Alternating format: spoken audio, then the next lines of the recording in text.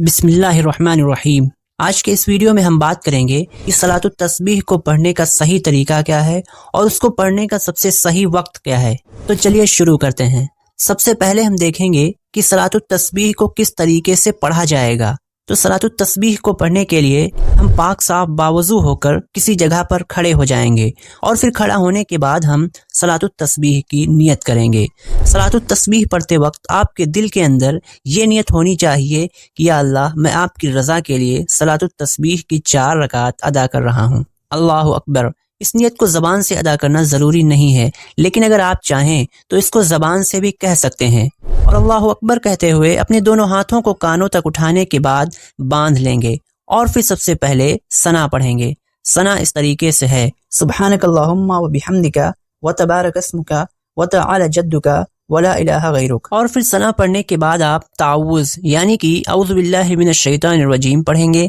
और फिर इसके बाद बिस्मिल्लाहिर्रहमानिर्रहीम पढ़ेंगे और फिर बिस्मिल्लाहिर्रहमानिर्रहीम पढ़ने के बाद आप सूरह फातिहा पढ़ेंगे और सूरह फातिहा पढ़ने के बाद आप कोई सूरत मिलाएंगे और फिर उस सूरत को मिलाने के बाद आप रुकू में जाने से पहले 15 मरतबा ये तस्बीह पढ़ेंगे, सुब्हानल्लाह वल्हम्दुलिल्लाह वला इलाहा इल्लल्लाह वल्लाहु अकबर। सलातुत तस्बीह पढ़ने के वक्त इस तस्बीह को 4 रकातों में कुल मिलाकर 300 मरतबा पढ़ा जाता है। इसी वजह से इस नमाज को सलातुत तस्बीह कहते हैं। आपको ये तस्बीह ज़बानी याद होनी चाहिए ताकि सलातुत तस्बीह पढ़ते वक्त आप इसको आसानी के साथ पढ़ सकें। और जब आप 15 मरतबा इस तस्बीह को पढ़ लेंगे यानी कि खड़े होने की हालत में, तो फिर उसके बाद आप रुकू में जाएंगे और रुकू की हालत में आप सुबहान रब्बियल अज़ीम पढ़ने के बाद 10 मरतबा इस तस्बीह को पढ़ेंगे और इस तस्बीह को पढ़ने के बाद आप समी अल्लाहु लिमन हमिदा और रब्बना लकल हम्द कहते हुए खड़े हो जाएंगे और फिर खड़े होने की हालत में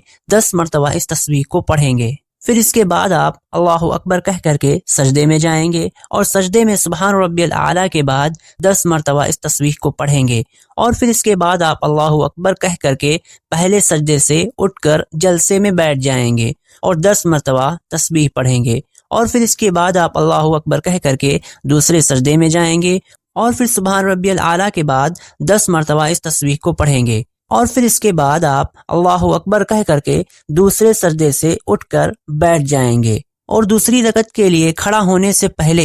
10 मरतबा इस तस्बीह को पढ़ेंगे। यानी कि आप पहली रकत का दूसरा सजदा करने के बाद सीधे खड़े नहीं होंगे बल्कि बैठ जाएंगे और फिर उसके बाद 10 मरतबा तस्बीह को पढ़ेंगे और फिर उसके बाद खड़े होंगे। इस तरीके से एक रकत में 75 बार इस तस्बीह को पढ़ा जाएगा और फिर बगैर अल्लाहु अकबर कहे आप दूसरी रकत के लिए खड़े हो जाएंगे और दूसरी रकत में खड़े होने के बाद आप सिर्फ बिस्मिल्लाहिर्रहमानिर्रहीम पढ़ेंगे और बिस्मिल्लाहिर्रहमानिर्रहीम पढ़ने के बाद सूरह फातिहा पढ़ेंगे और फिर सूरह फातिहा पढ़ने के बाद आप कोई सूरत मिलाएंगे और फिर इसके बाद इसी तरीके से 75 मरतबा इस तस्बीह को पढ़ेंगे। लेकिन जब आप दूसरी रकत में दूसरा सजदा करने के बाद 10 मरतबा इस तस्बीह को पढ़ चुके होंगे, फिर उसके बाद आप अत्तहियात पढ़ेंगे और अत्तहियात पढ़ने के बाद आप अल्लाहु अकबर कह करके तीसरी रकत को पढ़ने के लिए खड़े हो जाएंगे और फिर तीसरी रकत में दूसरी रकत की तरह ही सिर्फ बिस्मिल्लाहिर्रहमानिर्रहीम पढ़ने के बाद आप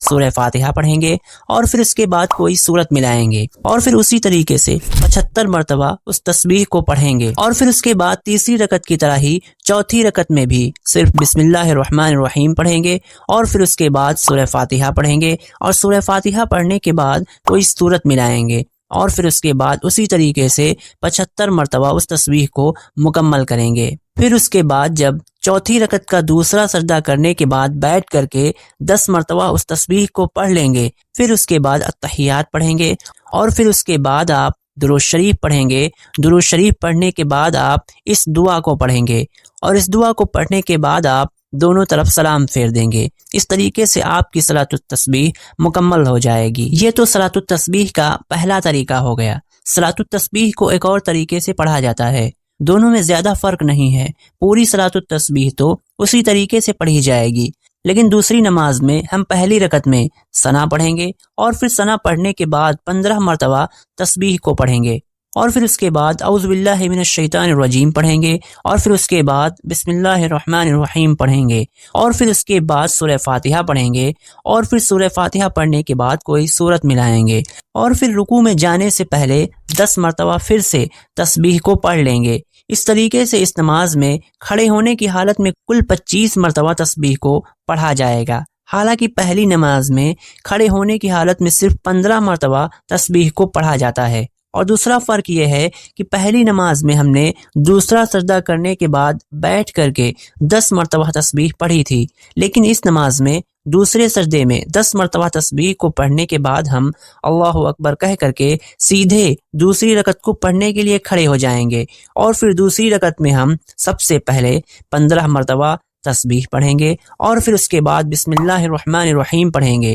اور پھر سورہ فاتحہ اور کوئی سورت ملانے کے بعد 10 مرتبہ تسبیح کو پڑھیں گے، اور پھر اسی طریقے سے تسبیح کو پڑھ لیں گے جس طریقے سے ہم نے پہلی رکعت میں پڑھا ہے۔ اور پھر جب دوسری رکعت کے دوسرے سجدے میں 10 مرتبہ تسبیح کو پڑھ چکے ہوں گے، پھر اس کے بعد ہم بیٹھ جائیں گے اور قعدہ کریں گے، اور قعدے میں ہم التحیات پڑھیں گے، اور التحیات پڑھنے کے بعد اللہ اکبر کہہ کر کے تیسری رکعت کو پڑھنے کے لیے کھڑے ہو جائیں گے، اور تیسری رکعت میں بھی دوسری رکعت کی طرح ہی تسبیح پڑھیں گے اور اس رکعت کو مکمل کر لیں گے، اور پھر اسی طریقے سے چوتھی رکعت میں بھی۔ اور پھر جب آپ دوسرے سجدے میں 10 مرتبہ تسبیح کو پڑھ چکے ہیں، پھر اس کے بعد آپ بیٹھ جائیں گے، اور بیٹھنے کے بعد التحیات پڑھیں گے، درود شریف پڑھیں گے، اور پھر اس کے بعد دعا پڑھ کر کے سلام پھیر دیں گے۔ یہ صلاۃ التسبیح کا دوسرا طریقہ ہو گیا۔ دونوں ہی طریقوں میں تسبیح کو کل 300 مرتبہ پڑھا جائے گا۔ پہلی اور دوسری نماز میں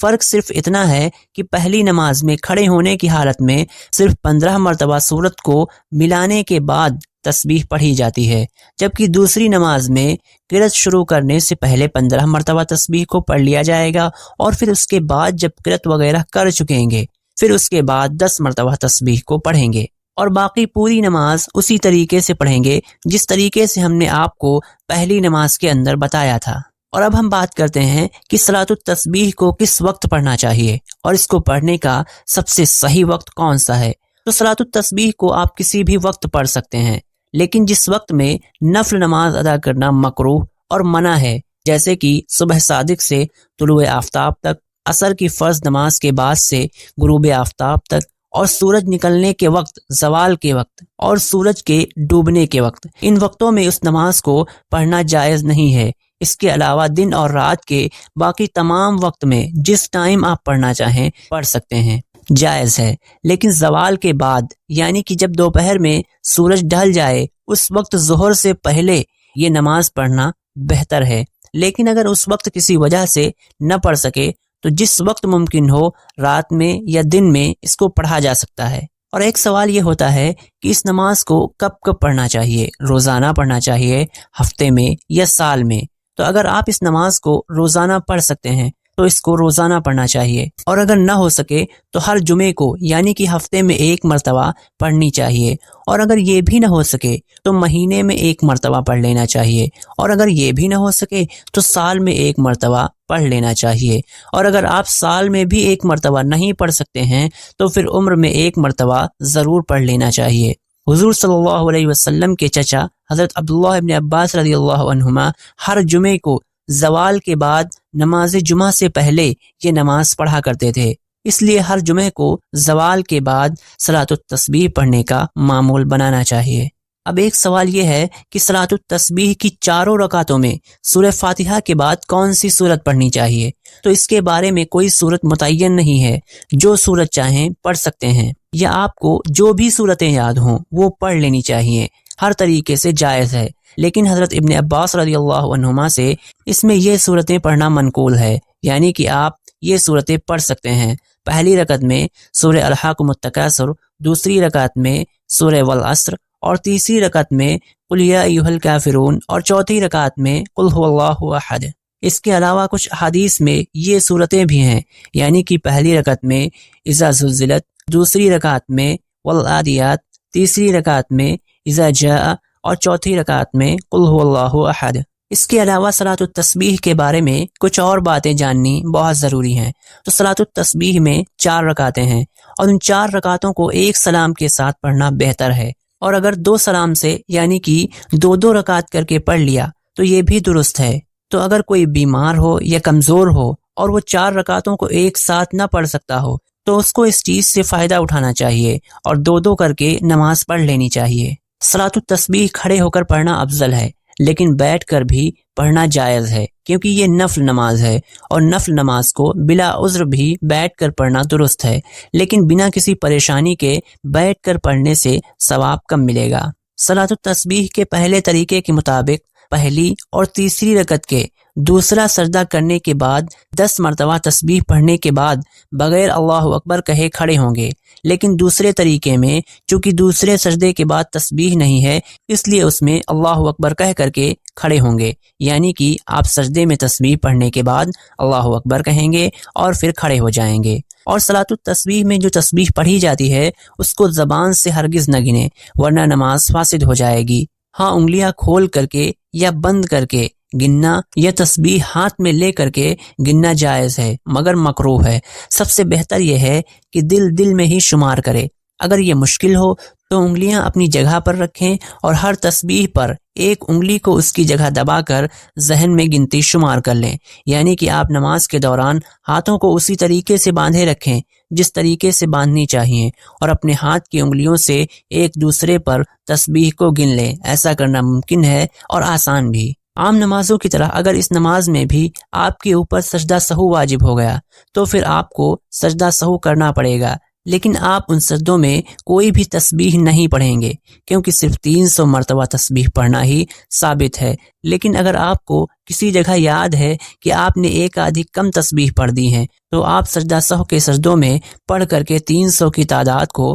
مکمل کر سکتے ہیں۔ اور اگر کسی رکن میں تسبیح پڑھنا بھول جائے یعنی کہ کھڑے ہونے کی حالت میں یا رکوع یا سجدے میں، تو بہتر یہ ہے کہ اس کو اگلے رکن میں ہی پورا کرے، بیچ میں ان کو پورا نہ کرے۔ یعنی کہ اگر کسی کی رکوع میں کوئی تسبیح چھوٹ گئی ہو تو وہ اس کو رکوع سے کھڑے ہونے کی حالت میں پورا نہ کرے بلکہ جب اگلے سجدے میں جائے تو اس کو پورا کر لے۔ اور اگر کسی کی پہلے سجدے میں کوئی تسبیح چھوٹ گئی ہو تو اس کو دوسرے سجدے میں پورا کرے، دوسرے سجدے کے بیچ میں بیٹھنے کے دوران اس کو پورا نہ کرے۔ اسی طریقے سے اگر دوسرے سجدے میں کوئی تسبیح چھوٹ گئی ہو تو اس کو بیٹھنے کے بعد پورا نہ کرے بلکہ کھڑے ہونے کی حالت میں پورا کرے۔ تو صلاۃ التسبیح کے بارے میں یہ کچھ چیزیں تھیں جو کہ آپ کو معلوم ہونی چاہیے۔ تو اس ویڈیو میں بس اتنا ہی۔ اگر آپ کو یہ ویڈیو اچھی لگی تو اس ویڈیو کو لائک کریں، اپنے دوستوں کے ساتھ شیئر کریں۔ اس ویڈیو کے بارے میں آپ کی کیا رائے ہے کامنٹس میں ہمیں ضرور لکھیں، کم سے کم ایک ماشاءاللہ تو ضرور لکھیں۔ اسی طریقے کی اور بھی بہت ساری ویڈیوز کو دیکھنے کے لیے اور اپنی دینی زندگی کو خوبصورت اور بہترین بنانے کے لیے ہمارے اس چینل کو سبسکرائب کریں۔ خدا حافظ۔